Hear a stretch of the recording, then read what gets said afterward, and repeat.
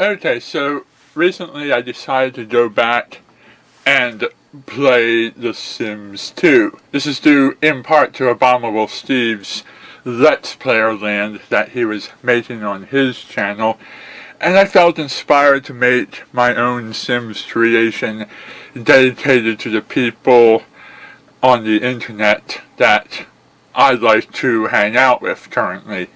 My current project is going to be a Brony Land, and it's going to have all of the different people who do reviews of the My Little Pony show, as well as the various characters from Equestria themselves, just to help fill out the background and make things more interesting.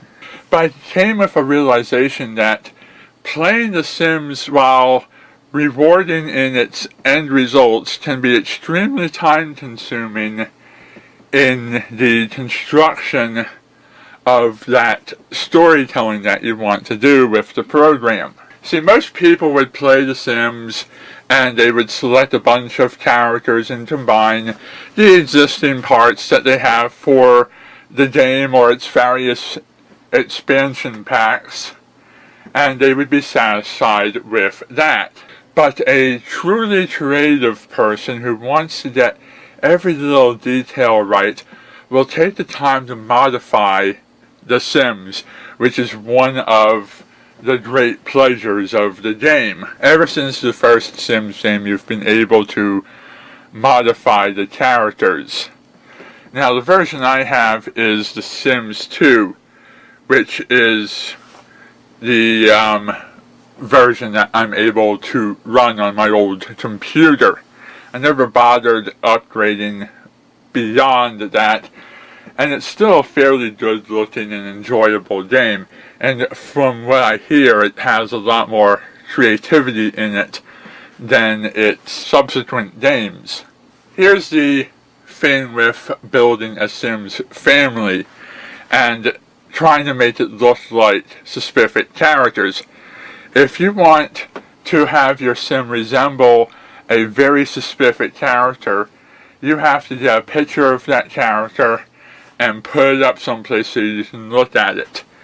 Then you have to go into the Sims program itself, which can sometimes take hours of uploading depending on how much you have installed and how fast your computer runs. Then you have to create a neighborhood and go into the family builder and start building your family. Now you want to look at the picture of this person that you're trying to recreate and make sure that all of the features, the hair, the eyes, the nose, the mouth, etc., look exactly like where they are on that person. Then you want to go into the skin selection and the clothing selection and make sure that their skin and their shirt, their pants, their underwear, their pajamas, their swimsuit, their formal clothes, their exercising clothes, their winter clothes, all look like something that that person would wear. Then you have to go in and choose their personalities, their likes and their dislikes.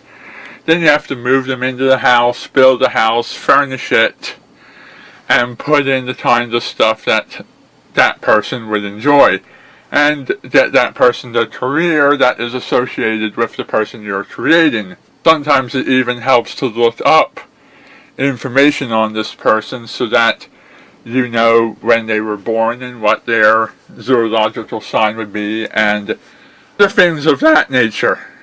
Here's where it gets tricky with trying to recreate characters who aren't in the game, because most people would be satisfied with just close enough. But if you want to do some really unique Sims, you have to go onto various websites and download the characters, objects, meshes, and other various parts that will make up the world that you're trying to create. And the very act of searching for this kind of stuff can add time to your project. I would suggest Mod The Sims as a ideal starting website for your Sims projects. One, because it's popular and easy to use, and two, because it's still around, unlike many other Sims websites which get taken down after a period of unuse. Once you've found the parts that you need to create your Sims physical appearance and the Sims objects, you also have the issue of, is this Sim that you found on the internet exactly what you want? And if the answer is still no, you may want to recolor the Sim or the Sims objects to continue putting your creativity into that game. And to do this, we have two programs. One is called SimPE, and the other is called the Sims 2 Body Shop. And both of these allow you to customize basically everything that the Sims have. SimsPE focuses on the objects and parts that go into the household, and Body Shop focuses on the Sims' physical bodies, their clothes, their hair, their skin, etc. You can also make Sims from scratch if you're any good at it by taking a 3D program like Blender or Wings 3D or something of that nature. So you really may have a hard time at getting these to work and would be better off with the recolors. Getting recolors sometimes means hours of searching for someone who's already made a Sim in a similar style that you can easily recolor in an acceptable fashion. At one time there were many websites open to this, and nowadays there are fewer as the sequels get older. Once you've recolored all of your objects and your clothing and your other parts, it's time to go into the game. Now that you've added parts to your creation, you tack on even more hours to your gameplay. And you go into the game and you take all that stuff you downloaded and recolored and installed and found, and you put it into the game. Then for every Sim that you add to your neighborhood, you repeat this process. This can sometimes be hours or even days of doodling images that you want to use in the game and bringing them into the object and body part creators and making them part of the Sim.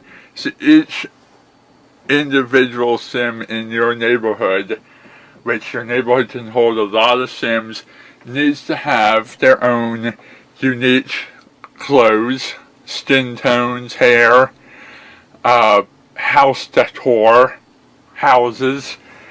You know, every house has to have a phone, and so that you can contact the Sims and invite them over to your house. They have to have the basic necessities so that if you ever decide to play them, you can.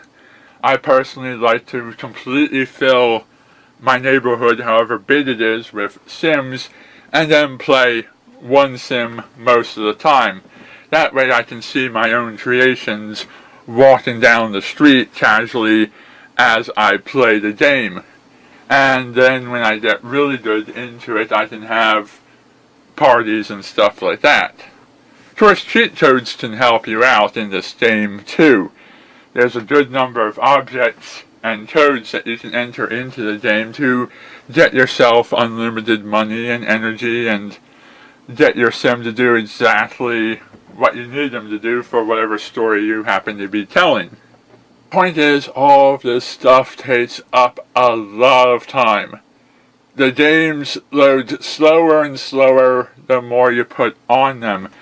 It drains your computer's memory, forcing you to get rid of other stuff that you're doing, and it takes a long time just to sift through the menus and find the little pieces and put all those parts together. And then it takes an even longer time to get the sim to the point in their lives where you can tell the story that you want to tell with these sims. But with the right audience, it can be worth it, as you can continuously show off your creativity to some group, and it can be a way to help get your ideas out there. It's a nice little method for storytelling, etc.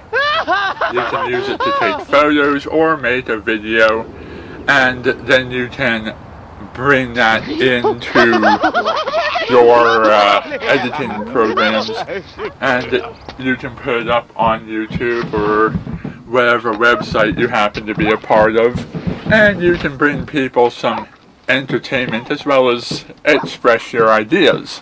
But really, when it's really well done, The Sims can literally create anything with basically no limits to what your imagination can do. It's just a little bit of an issue getting fans to make content for you if you want certain specific objects, because you know they're not going to do that. Other final note I have is just my own personal curiosity of, is this going to be ultimately worth it? Can I get away with putting up this video on YouTube without having it content ID'd and pulled down for using Sims content and various other pictures? Is this going to be something that people will want to watch, and is it going to be ultimately worth it? Only time will tell, but I think I can get away with a couple of test videos just to see what YouTube's reaction is to these uploads. If things go well on this first video, then I will maybe do a few more projects in this style and maybe tell some of my fan worked ideas, or use this to do some of my reviews, or to help spice up my own videos with a unique style that nobody else is really doing. If they do get content ID'd too often and they get taken down, and I gotta give a couple of months or weeks or something to see just how slowly content ID works on a Sims video that's not particularly a Let's Play,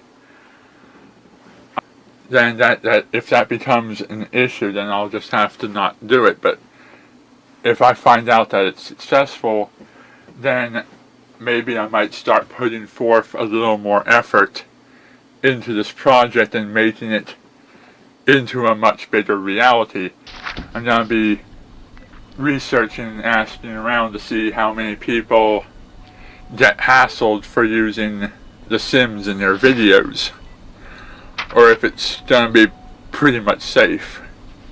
Anyhow, despite my concerns and my complaints, I do indeed encourage everybody to go out there and build a little Sims world and to show it off. I would love to see more people put up Sims related content on their channel. Even though it's time consuming, it'll be worth it in the end. But I definitely think it can be a unique experience. So I have to think about for right now. In fact, I've said quite a bit too much and had to cut stuff out. Thank you for watching, and good night.